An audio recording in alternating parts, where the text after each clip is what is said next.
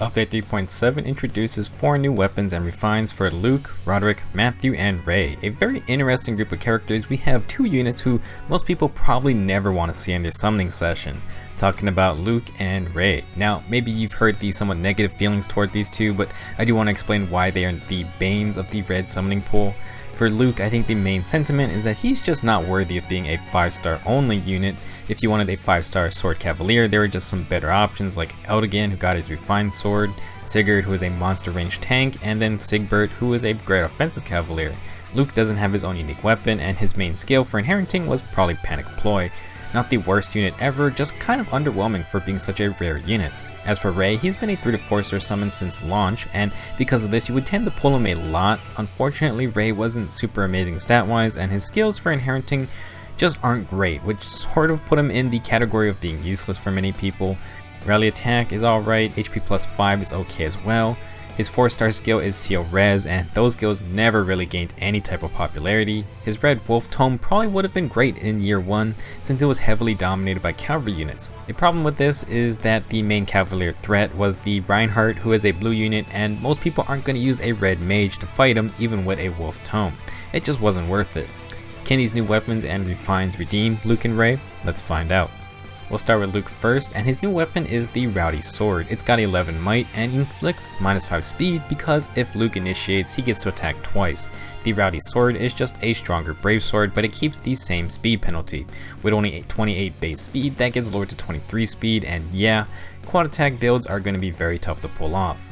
Now, if you refine the Rowdy Sword with its special upgrade, you get, if a bonus granted by a skill like Rally or Hone is not active on foe, grants attack and defense plus 6 during combat. Okay, so first off, it's very important to understand that Luke only gets these extra stats if the enemy does not have a field buff on them. This means its activation condition is out of your control, and unfortunately field buffs are extremely popular in any PvP type modes.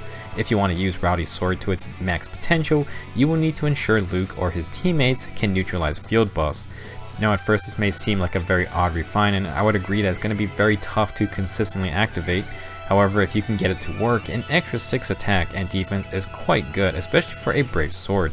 Luke will definitely want a plus attack nature, and his base 34 attack is decent enough. His defense will also go up to 36, although with his low speed thanks to the brave sword penalty, he is going to get hit multiple times. Before we get to builds, we need to ensure Luke can stop field buffs to activate Rowdy's Sword. Luckily, he does come with Panic Ploy by default, and the special upgrade adds an extra 3 HP, which will put Luke at 46 HP. Against beefy fighters and armor units, that's not exactly a comfortable HP range. If you want to improve your chances, Summoner Support does add 5 HP. Another way to stop field buffs are the Doe Close or Doe Range skills. These neutralize field buffs on melee or ranged units, and I'm pretty sure it should get Rowdy's Sword to activate. These skills are great since Luke now controls his own destiny and doesn't have to rely on Panic Ploy or another ally. Since Luke is a melee unit, I think ideally he's going to want Doe Close to bust through tanky frontline tanks.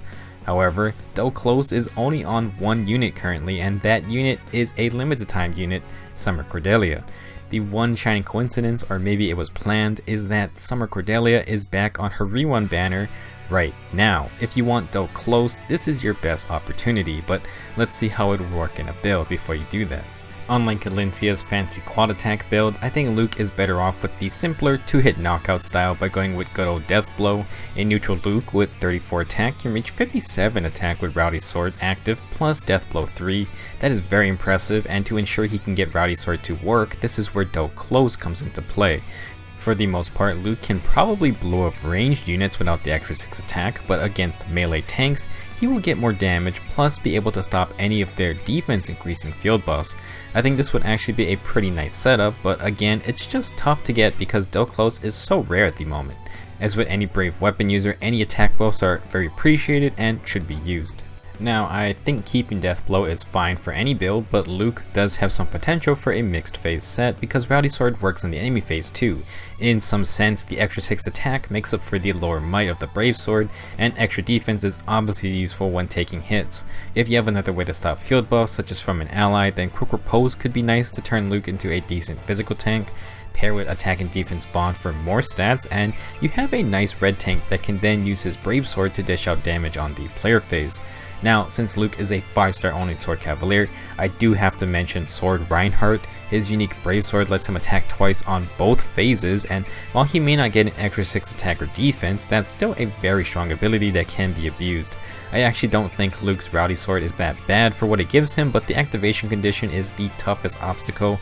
If Dull Close was easier to get, I think that opens up a nice niche for him, but if you have to rely on Panic Ploy, only then things get definitely very tricky.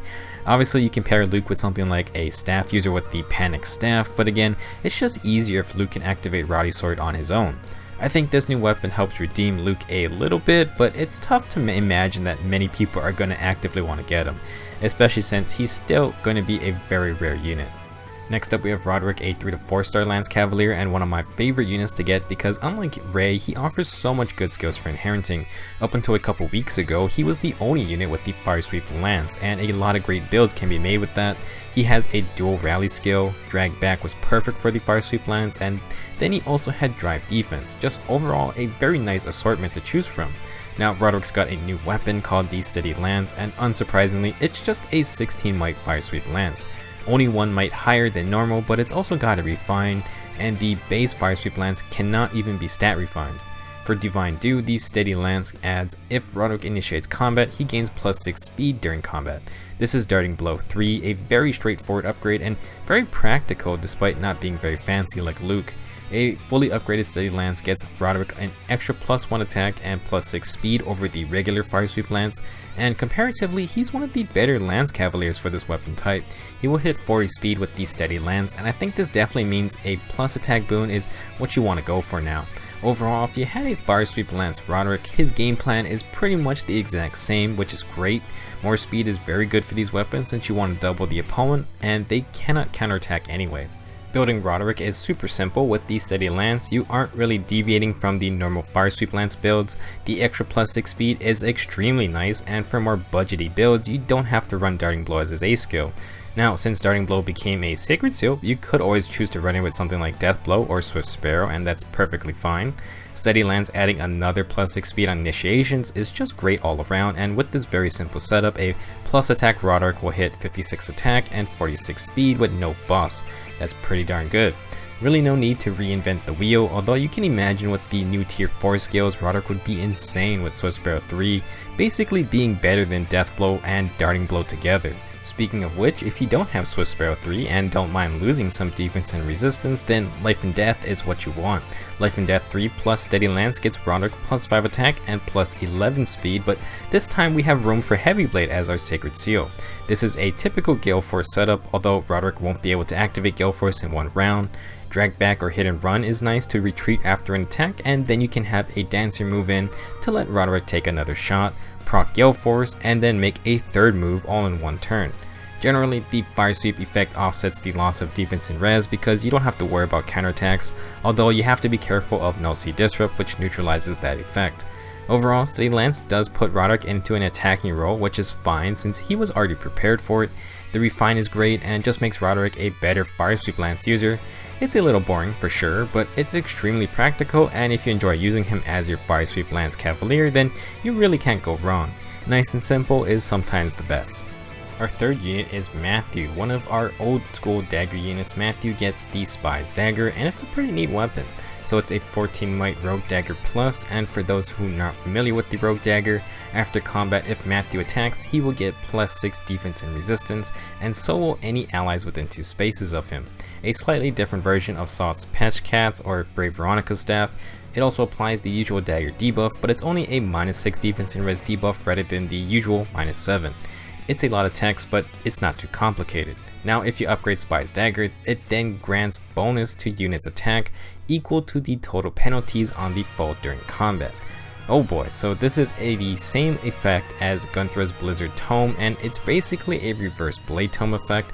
You take all the stat debuffs on the enemy and you add the total to Matthew's attack stat. This is very much appreciated because Matthew only has 25 base attack, which is pretty darn sad. With Spy's Dagger, once Matthew attacks, he spreads around that minus 6 defense and res debuff, which will then give him plus 12 extra attack should those enemies attack him. If you add more debuffs via skills like smoke or ploy abilities, then he just gets more damage. A very synergistic weapon and refined. So Spy's Dagger has a spiderweb design as its icon, and I think it's perfect because Matthew can lay a trap for the enemy team. If he uses wind or water sweep, he can safely apply his debuffs plus buff himself up. Then once the enemy phase hits, Matthew is tankier and with close counter can retaliate against melee units, and he gets extra attack from debuffed enemies. Now I put Phantom Speed here because even though Matthew is decently fast, we don't have space to invest in speed besides a speed boon or speed buffs. Obviously Phantom Speed is not necessary, but you need to make sure Matthew has enough speed or attacks the right target to not get countered back. You also want to use Attack Smoke as his C skill. I just didn't have room to place it here. The reason is that if you debuff the enemy's attack, that works great since Spy's Dagger buffs Matthew's defensive res, so you'll take even less damage, plus it adds more damage for Spy's Dagger to take advantage of. Now Attack Smoke does not work on the target hit, so dare I say it, but maybe you use the Seal Attack Sacred Seal instead. This ensures Matthew doesn't get killed by his original target. This type of build is best if you use Matthew with someone else who can benefit from the debuffs plus defense and res buffs. Speaking of which, the new Summer banner has a inheritable dagger that has the same effect as Gunther's Blizzard or the second part of Spy's Dagger, so that is another good option if you like dagger units. Now if you don't want to run a sweep skill, Close Counter plus Vantage is another neat setup. It's basically what Blade Tomes can run to be dangerous on the enemy phase, and the idea is the exact same as long as Matthew keeps applying debuffs since he needs those to gain that extra attack. Now even with the extra damage, if Matthew cannot kill with his Vantage proc, he does still get decently tanky at least against physical damage. Again, you want Attack Smoke to mitigate more damage. Last, I just want to mention Panic because I never thought about this interaction until now. So the idea is that since Panic'd stats stack with regular debuffs, weapons like Spy's Dagger or Blizzard add all of those penalties to their extra attack. At least that's what I believe happens. This interaction should have been possible since Gunther was around, but I don't have her, so I just never considered it. As an example, if a foe gets a +6 attack buff, but it gets panicked, then it turns into a -6 negative buff. You can stack that with a regular -6 attack debuff, and that means the foe has -12 attack effectively. So I imagine Spy's Dagger would gain +12 attack just from that, and you can apply this idea to all 4 stats, which means in the perfect scenario, that's something like +40 or 50 extra attack. My goodness. Because of this, I would say it's a very good idea to use Matthew with someone who can apply Panic, such as Aversa, and she's a great teammate for him anyway. Overall, Spy's Dagger helps Matthew gain some much needed damage while keeping his annoying Row Dagger effect. I think it's another cool dagger weapon and refine, and it's tough to decide if Matthew or Saizu is better with their new weapons. Our last unit is Raigh, everyone's favorite red mage. He got his hands on the Hermit's Tome, which has 14 might and is effective against cavalry foes. It also neutralizes foes' bonuses if he is fighting a ranged enemy, which are bows, daggers, tomes, or staff users. So if you just give Raigh the base version of Hermit's Tome, it's basically a wolf tome combined with dull ranged, which actually was a part of the Valentine weapons from last year, so it's like 2 tomes together. Raigh is keeping his cavalry killing niche, and even though Reinhardt is still going strong these days, there are many other cavalry threats to deal with. The dull ranged effect is actually very nice because horse emblem buffs are extremely common because they are easy to get. Now if you get the special upgrade for Hermit's Tome, it gains the Owl Tome effect. During combat, boost units attack, speed, defense, and res by number of adjacent allies ×2. Owl Tomes are generally for defensive tanking because it's easier to set up allies nearby, so Hermit's Tome is pretty stacked. It's essentially 3 tomes in one and keeps the cavalry effectiveness while also giving Raigh boost for fighting non-cavalry foes. He will be best against ranged threats because of dull ranged, and combined with an Owl Tome effect, he gets some much needed stat boost. Raigh's base stats aren't spectacular, but with some investment he can make do. Now for builds, when you think of cavalry counters, Aether Raids definitely comes to mind. The long range engagement of Cavaliers makes them great units for defense, and some are extremely annoying to deal with. Raigh can be a potential answer if you give him No C Disrupt, and it's key because he needs it to counter Brave Veronica, who is everywhere. It also helps deal with Fire Sweep Bow Brave Lyn. You will probably only want to do this if you have a super invested Raigh built up, but it's an option. With the right skills, he can tank non-blue range units decently well, and of course he should destroy Cavaliers, hopefully in one hit. Reinhardt is probably still an issue here. I'm sure with enough res stacking, Raigh can survive Dire Thunder, but taking too much damage may get him killed by another unit. He's definitely not a be-all solution to Aether Raid's defenses, but for those with merged Raighs, he can be a neat unit to bring along. For some more general build options, since Hermit's Tome has the Auto-Tome effect, it's great when combined with bond skills. If you're going to be standing next to an ally anyway, you might as well get more stats on top. We have a wide selection of bond skills now, and you can choose what you want. More attack is always nice, more speed may be crucial, and extra defense is helpful to fight bows and daggers. For B skills, Guard or Quick Riposte are going to be great defensive abilities and work nicely with the dull ranged effect. You can even go for something like Steady Stance 4, which comes with Guard and still have Quick Riposte too. Not listed here, but obviously with a heavy emphasis on stat boost, Raigh wants field buffs as well, so you could use a link buffing skill to add more stats. I think overall Hermit's Tome gives Raigh a nice little niche. He can still blow up cavalry units, but that's not his only job, since with dull ranged and Auto-Tome boost, he can be better at fighting against any ranged foes. It's not a super powerhouse refined despite having 3 different effects, because Raigh's base stats aren't spectacular and he needs a full kit replacement anyway. I do think it's good because it's easy to use, and with the heavy emphasis on stat boost, it only gets better for those with highly invested Raighs. Do I think it makes him a top tier pick? Probably not, but he is definitely in a much better spot for those who want to use him, and that's the important thing.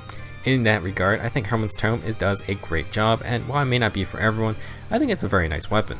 That covers our new weapons and refines for update 3.7, so what do you guys think about them, and have they interest you in using any of these old units? Is Luke and or Raigh redeemed for you now? I think Raigh and Matthew got a lot better, and Roderick wasn't that bad to start with, although these are 3 to 4 star units, and with Luke still being a 5 star only unit, I just don't know if his refine is good enough to justify that rarity. I'd love to hear how you plan to use these new weapons if you do get them. Thanks for watching this video. I will have the banner breakdown for our second batch of summer units out next. See you then.